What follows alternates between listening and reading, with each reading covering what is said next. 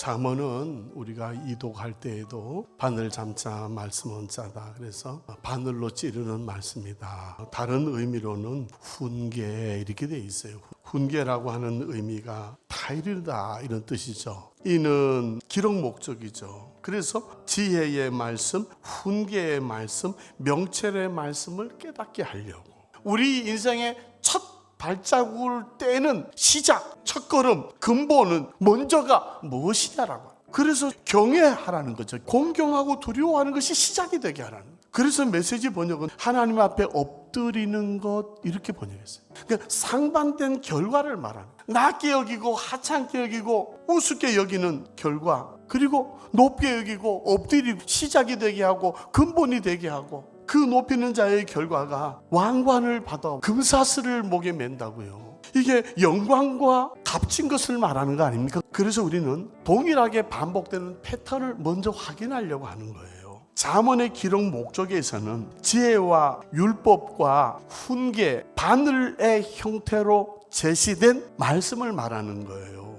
그것을 들으라, 그걸 떠나지 말아라. 말씀을 들으면 또 그 말씀을 깨달을 수 있다. 그와 반대되는 개념에 악한 자가 꾀는 꾀가 나오죠. 말씀과 다른 개념으로 이해해야 됩니다. 꾀 배부르리라, 말씀이 아닌 꾀를 말해요. 이웃을 해하려고 뭐 하지 말라, 음녀의 말이 나오죠. 이 음녀의 말과 더불어서 구부러진 말이 나오고 있죠. 삐뚤어진 말이 나오죠. 음녀의 입술이니까 그 음녀의 말 아닙니까? 꿀을 떨어뜨리는 말과 기름보다 미끄러운 화술에 있어서 아주 뛰어난 그 말을 다루고 있다고요. 그리고 6장에 가서도 마찬가지예요. 이게 올가미와 덫이 되어서 우리를 얽히게 하고 잡히게 하는 너의 입에 말씀이 아닌 꾀와 같은 그것도 말이 나오고 있다. 불량하고 악한 자는 구부러진 말을 한다는 거예요.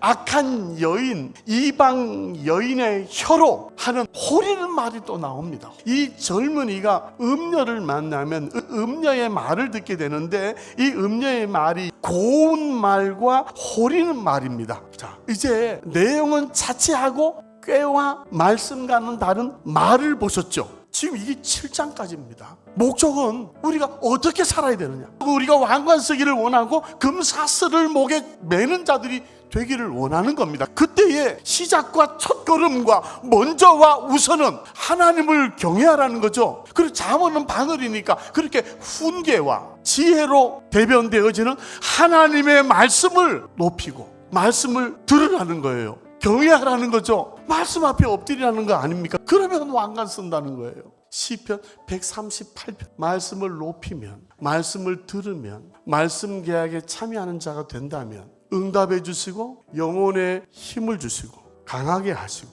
들으면 노래하게 하시고, 그 말씀에 참여하는 자에게는 보상이 주어지고. 그런데 시편을 넘어서서 잠언에 왔는데도 기록 목적에서도 말씀을 들으면 그때 말씀을 깨닫게 되고, 그 깨닫게 되는 결과가 왕관을 쓰고 금사슬을 맨다는, 꾀와 말을 포맷을 하고 말이요, 또 다른 패턴이 나와요. 엎드려야 될, 경외해야 될, 높이고 품어야 될, 들어야 될 말씀과는 다른 꾀와 말을 따른다면 자기의 피를 흘려 내가 내 생명을 해하고 내가 내 생명을 잃게, 이거 자살행위고 이거 자해행위 아닙니까? 잠언의 기록 목적이 어떻게 살아야 되느냐, 그러면 이렇게 살라고 하는 말씀을 주시기 위한 거 아니에요? 꾀와 말이 아닌 하나님의 말씀임을 분별하는 기준이라는 거예요. 악한 자가 너를 꾀요, 우리가 가만히 엎드렸다가 사람의 피를 흘리자, 우리가 그 사람의 온과 보화를 뺏자, 그래서 그 사람의 것을 우리 걸로 만들자, 아무 죄 없는 자를 갖다가 죽여놓고 그 재물을 갖다가 뺏어가지고 우리 거를 만드는 이 일에 전대 하나만 두자, 이 일에 우리가 동업하자. 여러분, 하나님의 말씀은 바로 이런 성격이라는 거예요. 지금 아버지가 어머니가 자식에게 하는 그 형태의 말씀이라는 거예요.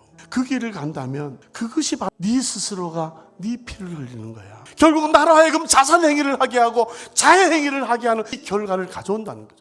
은혜가 본전이다. 어떻게 살아야 되느냐, 꾀를 금하라. 지혜가 막 소리를 높일 때도 어리석고 거만하고 미련한 자들은 높이려고 하잖아. 그래서 미련한 자는 이걸 낮게 여기고 하찮게 여기고 높이질 않아. 들으려고 하질 않는단 말이에요. 재앙과 두려움이 임하는데 폭풍과 광풍처럼 근심과 슬픔이 거기에서 더해서 임한다는 겁니다. 그래서 자기 꾀에 이것으로 배가 부른다는 거예요. 어리석은 자의 퇴보, 미련한 자의 안일은 자기를 죽이고 자기를 멸망시키는 거래. 왜 전대 하나만 두자 할 때 동업을 해? 이것은 그의 집이 사망으로 기울어지는 결과를 가져온다고 말하고 있잖아요. 그래서 7장에 어리석은 소년의 예를 들었습니다.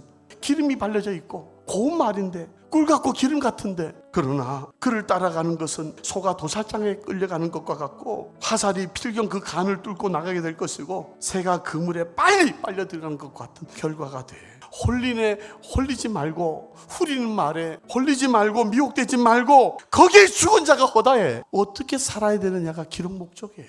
깨와 말을 버리고 하나님의 말씀을 경외하고 하나님의 말씀을 듣고 하나님의 말씀을 높이는 이것이 우리의 시작이 되게 하고 근본이 되게 하고 이게 처음 걸음이 되게 하라는 거예요. 그러면 영원히 사냥당하지 않고 왕관을 쓰는 자가 될 것이고 금사슬을 매는 자가 될 것이라고 하는 겁니다. 하나님이 영혼에 힘을 주시고 강하게 하시고 응답하게 하시고 노래하게 하시고 또 보상해 주시는 이것이 이 시편에 이어서 잠언에도 우리에게 이렇게 초청하시는 이 초청에 여러분이 응답하시는, 어떻게 살아야 하느냐가 기록 목적이라면 이렇게 살아야 된다고 하는 말씀으로 받는 저와 여러분이 되시기를 주의 이름으로 축원합니다.